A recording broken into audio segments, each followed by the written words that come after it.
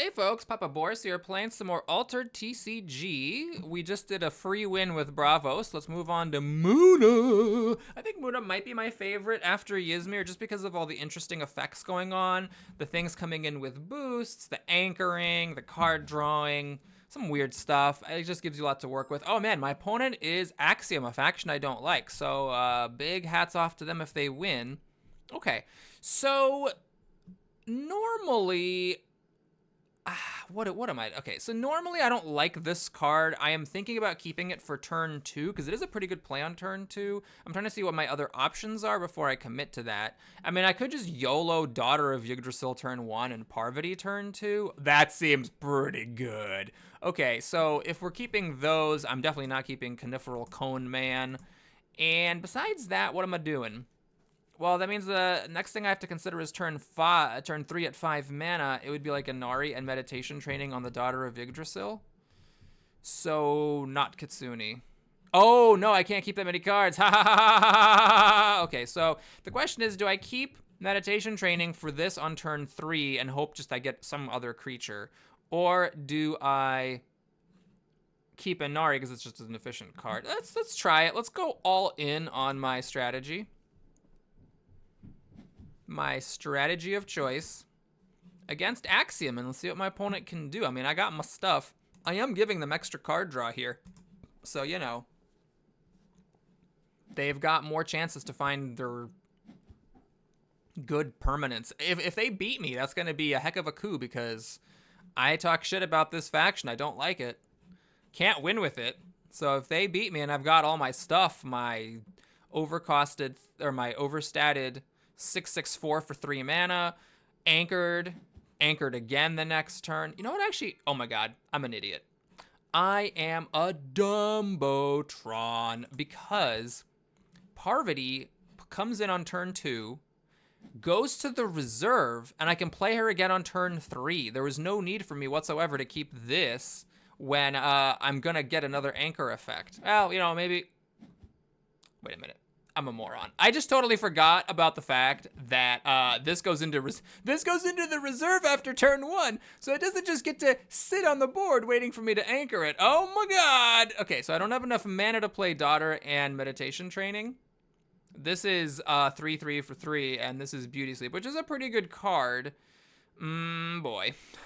No, you have to anchor something without Parvati first, and then you Parvati the next turn to keep it anchored. Oh my god. I'm gonna make a weird move.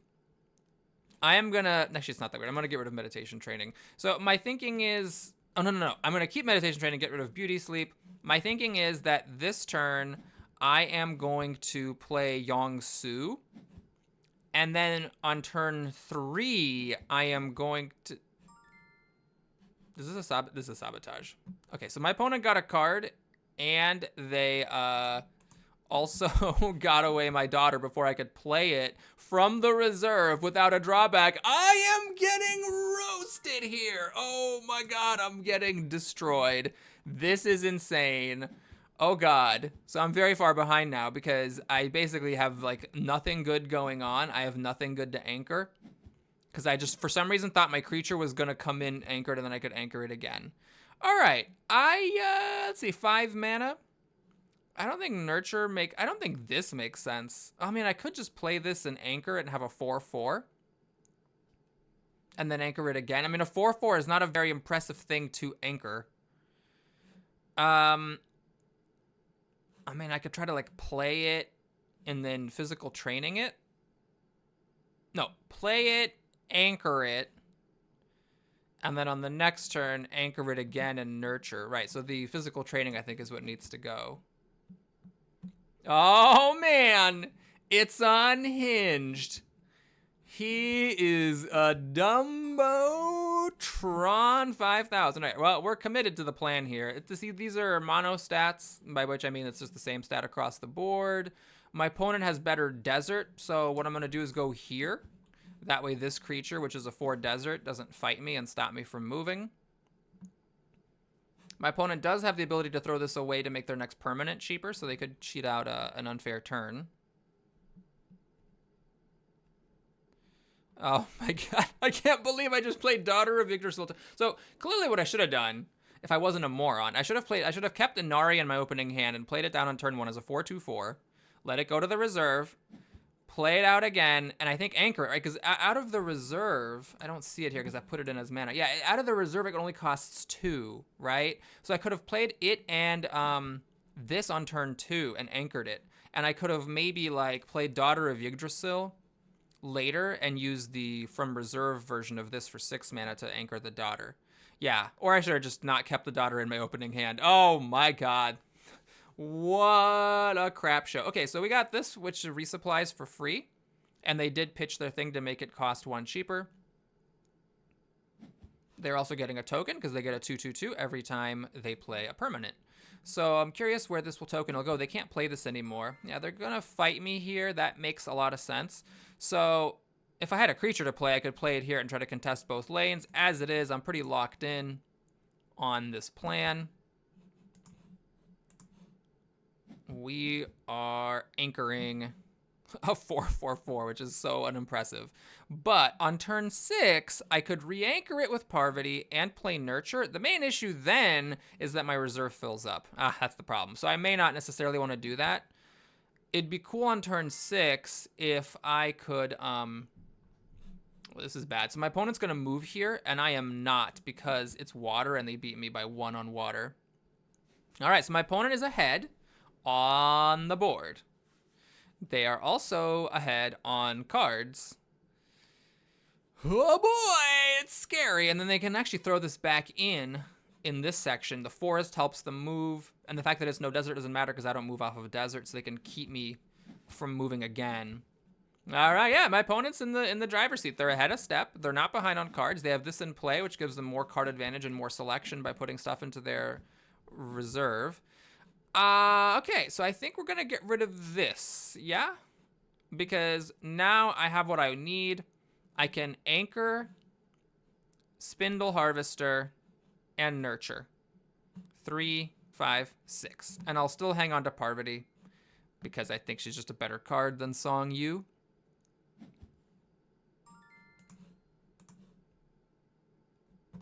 Of course, if they play another Sabotage card, they can just get rid of this, and that would be sad. But maybe then I could pivot. If I play Spindle Harvesters, let's say, and then they sabotage this, then I could play Parvati. Then I don't play Nurture, but that's okay. She has 0 desert, so she's not going to help me here, but she is going to help me here. She's not going to stop the opponent from moving, though, so it means if they do beat me on the water, I am in some serious trouble. What is this? Send to reserve target character with hand cost 4 or less. So they can pay 3 to get rid of my Verdant Weaver here. That is a little scary because it means that, oh, they're just going to play it right now. Okay, that's fine, I guess. I have terrible cards. Like, what I really want to do is play like a good creature or something, and I just don't have the ability to do that. All right, well, we're playing this. It's getting anchored. And yeah, it just sucks now because I can't like re-anchor it. Parvati doesn't do anything. Unless she can anchor herself. Can you play it and then anchor yourself? I guess we'll find that out. Different games have different answers to that question.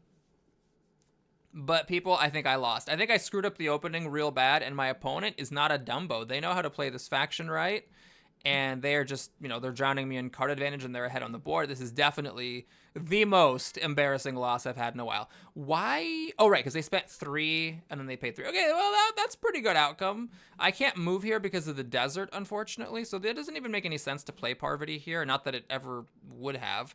The question is, do I want to play Nurture? Obviously, I'm only targeting one character with it, but I think I need to do this, right? Because I need to just, like, use my mana while I have it. So, it's super lame. But I'm just going to play it twice. Because I don't want to have mana left over unspent. I have this that I might be considering playing. And, you know, let's just make it a 4/3/3. Now, each of us moves once. My opponent is still a step ahead. They still got a fistful of cards, and they have a free resupply coming. So my opponent is absolutely in the driver's seat here. But, you know, we'll try. We'll do our best. We'll do the best that we can with what we have. We got a Muna Druid and another Daughter of Yggdrasil. Alrighty. Well, is it time to get rid of Parvati? I think it's time to get rid of Parvati. Right? Well, how does this work exactly? So I could play the daughter and then anchor it, and that's my whole turn. But then the daughter's not going to get re-anchored. Or I could play the daughter, let it go back. I could play like daughter and Muna Druid. But then my reserve fills up. It's actually a little weird. Maybe just do the obvious, right? Play daughter and play Parvati and anchor the daughter. Okay, so we'll get rid of the Muna Druid then. All right, my opponent has so many cards. It's just outrageous. And they're a step ahead. But, you know, it ain't... Oh, and I'm also going to give him another card with the Daughter of Yggdrasil. But we're going to keep trying. We're going to keep trying to make it happen here. So I will play the Daughter over here. We'll drop Parvati somewhere. I guess maybe not here because this desert is useless. So, yeah, we'll just drop Parvati here and anchor the Daughter. Then it does mean, unfortunately, that the plant and Parvati both go into the reserve. I think I'll just throw the plant away, though. That's fine. And then I can replay Parvati to keep the daughter anchored if my opponent doesn't, you know, draw into removal for it. Okay, so my opponent is choosing whether or not to resupply. Like, I believe that's all they have, right? It's just resupply. Okay, so they got resupply coming out of their reserve, and it's a 1/1/1 for 2. Okay, well, we're committed. Off we go. It's happening right now. Okay, that's cool. That's precious, and I love it because it's super precious. Where do I want to play this card? I told you where I want to play it. You just threw up an error instead of playing the card. All right, here we go. 7 mana, 5 cards in hand, a step ahead on the board. It's time for my opponent to lift the axe for the killing blow here. Okay, they're just resupplying, seeing what they get. They got another one. Very well. Parvati. Oh, man, the opening of this game. That was so great. That was so great. I can't wait to post this on YouTube where I'm just like, I'm going to play the daughter and then anchor it next turn when it's sitting in the reserve. That's what I'm going to do with my day. All right, what are you? I gain a boost if you get... This seems so weak. Like, I'm not even that thrilled about a 4/4 for 3. But then having to have 2 landmarks for it seems very sad. There's a rare version, I think it gets like 2 boosts or something, but still not that exciting. All right, well, anyway, my opponent is actually not moving here yet, even with my 0 desert, because of my previous turn nurturing of the Spindle Harvesters. You can see I used up all my mana this turn. Okay, but they threw out the pigs, so they are going to move. I still move with the forest, though, so, well, you know, all in all, that's pretty good. I'm happy with that. I can catch up on the board, at least. My opponent still has, you know, zillion cards up here.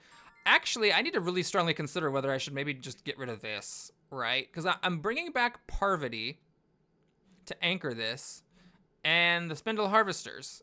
And, I mean, we're near the end of the game. Yeah, I think this is not the time to pay 3 mana to anchor stuff. Maybe I should just... Okay, they got the good nurture. I got this. Okay, so I really have to think about what's going on here because 3/1/4 or 3/1/3 is 7. And if my opponent sabotages this, I could play this to anchor the daughter. Then it's 1, 3, 4 is 6. I actually don't need to make mana here to play everything that I would want to play. Now you might say, well, Boris, but you just said anchoring doesn't really matter at this stage of the game. So maybe you should have just thrown this away for mana in case the game goes on. That is valid. That's completely valid. I could consider that as well. The next permanent you play this turn costs 1 less. Oh, it's interesting. So it's like the rare version of this gives you the effect of that 1-drop. Create a brass bug token and target expedition. Okay, so this is the thing that makes a token every thing for free, and it also makes one when you play it, and you get a token from your hero power in this case.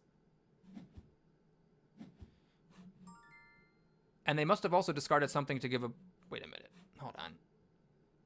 Oh, when a robot joins your expeditions, it gains 1 boost. Oh, that's very strong. So they're getting a 3/3. So this is the rare version. It costs 6 instead of 5, and all your robots become 3/3s instead of 2/2s, which is quite strong. Okay. Well, so is it even worth it for me to play anything in here at this point? Like, can I sneak a move out against 6? This is 3, 3, 6, 8. If I committed to playing Parvati, maybe I should have discarded this for mana. I didn't think about this line. Parvati and then Nurture twice. That would have made the 7 in here, and I could have tried to sneak it out. As it is, do I play Parvati, and if so, where do I play her? I mean, I could play her here and just dot her up. And then what am I doing? Trying to, like, win on tie breaks or something? Is that my plan, to try to win on tie breaks? All right, yeah, let's make sure that we move in this lane. This way, if they have removal for the daughter, then I still have a 4/1/4 here. And the desert is irrelevant because neither of us moves on desert. And then I want to see where they commit their mana. Now, if they play Amelia Earhart for 1 to kind of pass it back to me, that is a little scary because then I won't know if I can pass safely or not.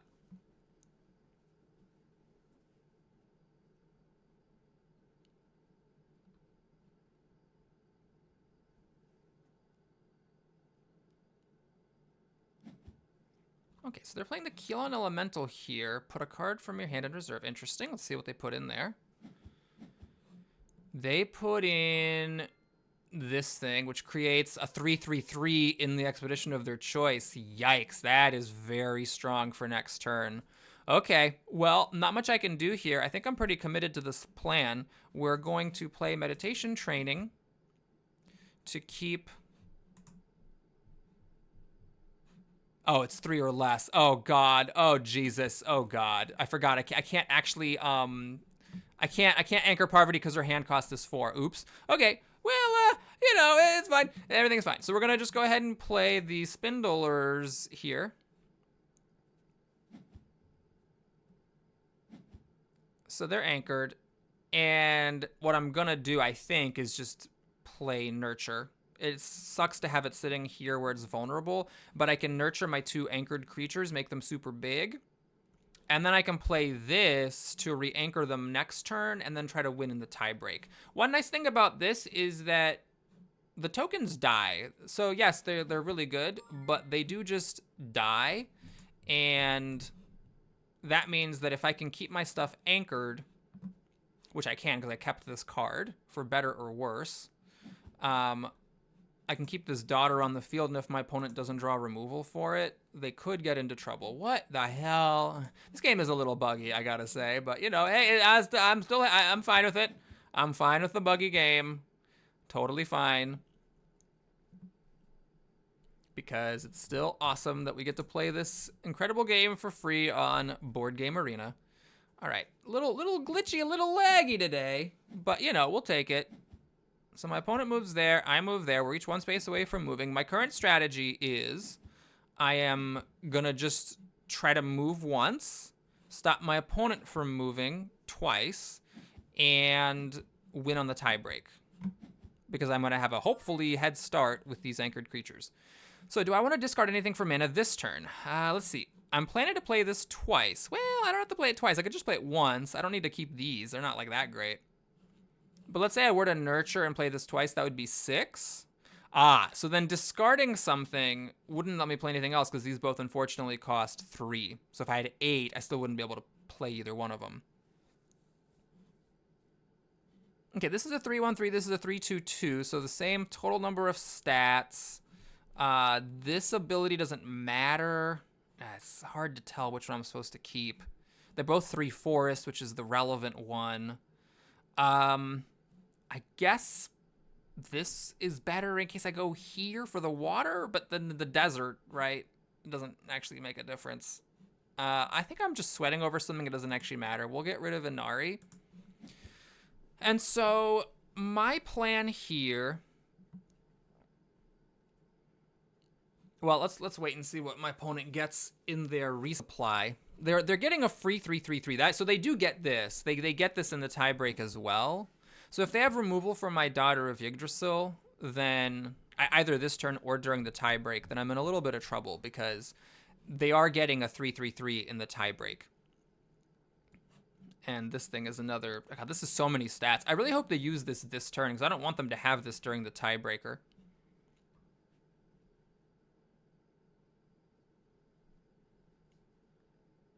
I really wish I'd gotten a 2-drop creature, or that I had 9 mana. Although in order to have had 9 mana, I would have had to pitch this for mana, which I wasn't in a position to do. Okay. Brass Bug Hub. Oh, this is the one where you get a Brass Bug. Actually, my opponent maybe could consider playing this. It would give them a token. It's a 3/3/3 for 3 basically, because this thing creates tokens when you play a permanent, and this thing's in play. And then next turn they get a 3/3/3 from this and a 3/3/3 from this. So actually they're starting to overwhelm me with these tokens, I gotta say. All right, my opponent put the Brass Bug here, which is really interesting. They are probably planning to use removal on my daughter and sneak out a win in this lane. Okay, well, what I'm gonna do here is play Muna Druid.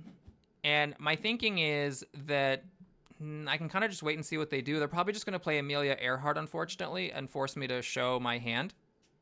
I can do meditation training once and nurture once, or meditation training twice and keep the nurture here, where it's vulnerable to sabotage, but, you know, what are you going to do? So they're playing this. They committed, which is interesting. I'm not sure why they would choose to show me where they're putting their Brass Bugs like this.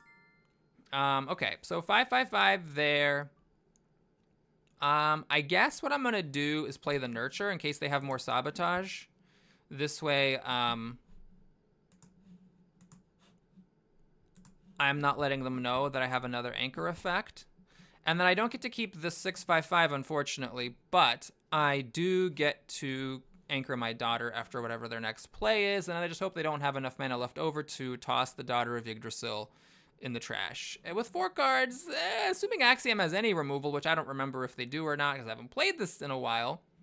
Yeah, so I'm not moving here. I'm guaranteed not moving because this is water and desert, and my good stat forest doesn't actually matter.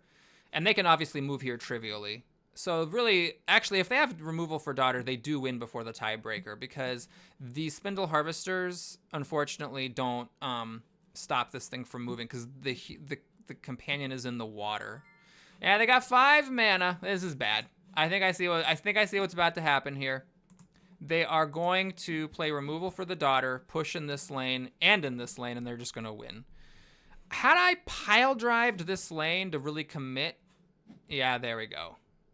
Keelon Burst. Okay, good game. My opponent played well, and they beat one of my best decks with Axiom, a deck that I have no respect for. And they also waited to do this until after I didn't have enough mana to replay it. Clearly, Barto GG72 is someone who knows what they're doing, and they're playing a faction I really undervalue. So very well done to my opponent. I wish I could go back to the beginning of this game and just not play like a moron in the opening. Like, I could have probably beaten my last opponent playing like a moron, having the biggest brain lapse of my life. But that opening play of Daughter of Yggdrasil into the reserve, followed by nothing in hand, when I threw away all the cards I could have played on turn 2 for mana at the beginning of the game, that was just a strange neural collapse on my part. And against this strong opponent, I was obviously not going to win after I did that. But if I'd played correctly, it would have been a tough fight, and I would have been very curious to see if Axiom was going to be able to bring it out. Oh, they were in forest. I actually stopped them from moving there. Interesting. So anyway, good game. Thanks so much for watching, everybody. Hope you enjoyed it. Please like and or subscribe, and I will see you again soon. Take care.